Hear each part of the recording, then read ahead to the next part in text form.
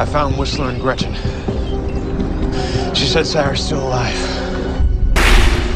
What's up team, selamat datang di channel kita, channel Time Review, di mana kita akan membahas review alur cerita dari berbagai film. Kali ini kita akan melanjutkan episode ke-7 dari serial film Prison Break season ke-4. Bagi teman-teman yang belum melihat episode sebelumnya, bisa dilihat di channel ini ya. Sebelum memulai, alangkah baiknya bagi teman-teman untuk support kita dengan subscribe channel Time Review dan aktifkan lonceng notifikasinya agar tidak ketinggalan informasi selanjutnya dari channel ini. Oke tim, tanpa basa-basi, langsung saja kita ke intronya.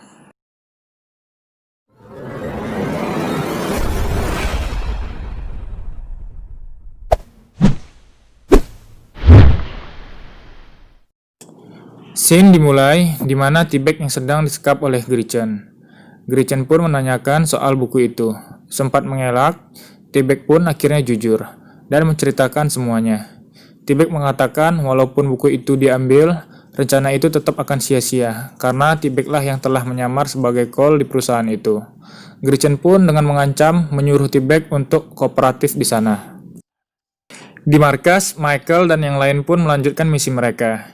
Si pemegang kartu sila berikutnya berdasarkan informasi akan melakukan perjalanan keluar kota, di mana Doncev menyarankan agar tunggu ia kembali saja. Namun, Michael dan yang lain ingin saat itu juga mencurinya, karena itu merupakan kesempatan. Dan mereka pun akan pergi ke sana, kota itu ialah Vegas.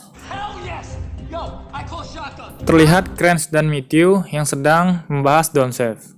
Di situ juga mereka menduga bahwa ada Michael dan Lincoln di balik ini semua. Jika memang si Doncev merupakan kepalanya, Kranz pun menyuruh Matthew untuk mengurusnya segera. Kembali ke markas, terlihat Bellick ditelepon oleh si admin dan menyuruhnya untuk mendatanginya dengan mengatakan bahwa ia mengetahui orang yang Bellick cari. Saat Bellick memberitahu yang lain, mereka pun memutuskan untuk membagi anggota. Michael, Mahon, Bellick mengurus T-Bag dan sisanya menuju Vegas. Di lokasi tempat yang admin itu berikan, terlihat Bellick mengabari Michael dan Mahon untuk ikut bertemu. Sesampainya, ternyata mereka dijebak, karena di sana sudah ada T-Bag yang menodong dan menyuruh masuk mereka ke mobil. Namun Mahon sempat kabur dari mereka. Michael pun dibawa ke kediamannya Cole. T-Bag meminta untuk Michael bisa memecahkan clue apa yang ada di buku James tersebut. Di sisi lain, Doncev yang melacak Michael berpindah didatangi Mahon. Dan Mahon pun menceritakan apa yang terjadi dan mengatakan biar ia saja yang mengurusnya. Sampailah Lincoln dan yang lain di Vegas, dan mereka sedang memasuki kasino di sana. Terlihat ada petugas keamanan kasino yang mengenali si Glenn dari CCTV. Mungkin Glenn dulu sempat bermasalah sebelumnya di sana. Kembali ke Michael, ia sempat ingin tahu apa itu gate. T-Bag yang merasa Michael hanya buang waktu pun mengancam akan membunuh seseorang di hadapan si Michael kalau tidak segera mulai. Yang mana orang itu ialah si admin.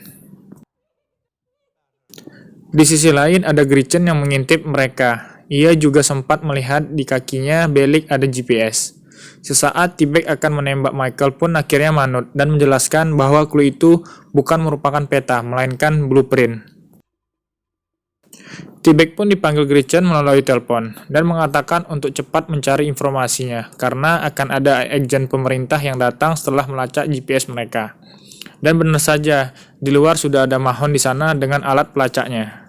Kembali ke kasino, Lincoln menyuruh Sucre untuk mencari si target pemilik kartu sila berikutnya. Di sana juga Sarah dan Lincoln sempat bercerita tentang gejala yang Michael alami, sama seperti yang ibu mereka alami. Ada kemungkinan itu adalah tumor otak, dan Lincoln di sana mengatakan bahwa ibunya tak selamat saat itu. Dan setelahnya Sucre pun menemukan si target. Lanjut ke Mahon yang mengendap-endap ke kediamannya Cole. Saat masuk, ia tidak menemukan orang di sana, bahkan gelang GPS Michael telah dilepas. Namun di sana Mahon menemukan origami dari Michael yang bertuliskan gate. T-Bag dan yang lainnya ternyata sudah berpindah ke kediaman si admin. Di sana, Michael pun juga telah selesai merangkai clue tersebut.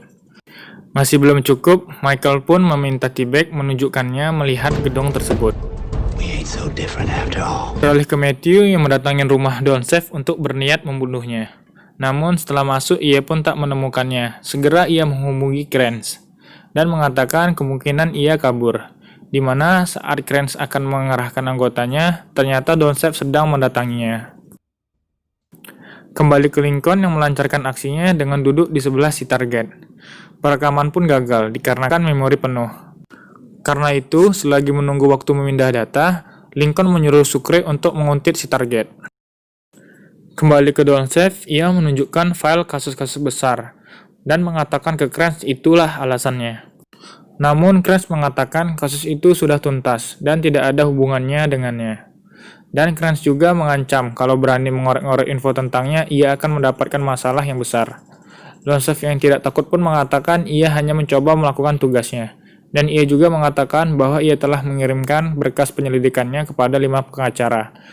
Kalau ia ditemukan tewas, maka kasus ini pun akan bisa diangkat ke publik nantinya. Gretchen pun datang dan membawa Andy yang telah disekap.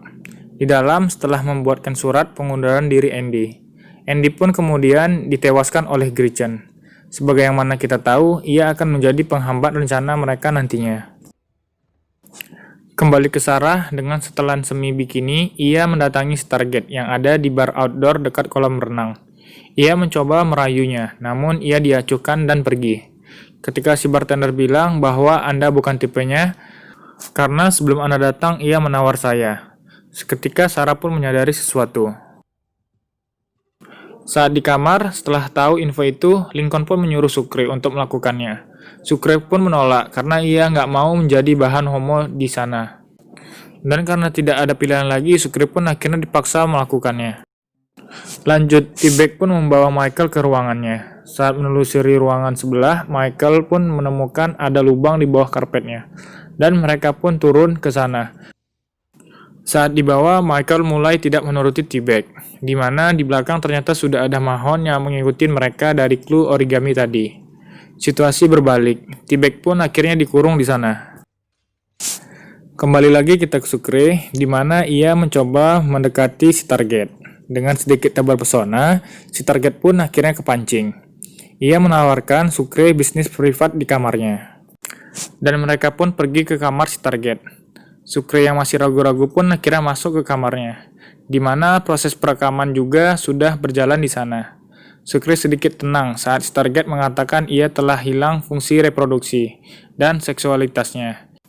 Ditambah lagi, ternyata bisnis privat si target itu tawarkan adalah melayani istrinya yang bohai dengan bayaran.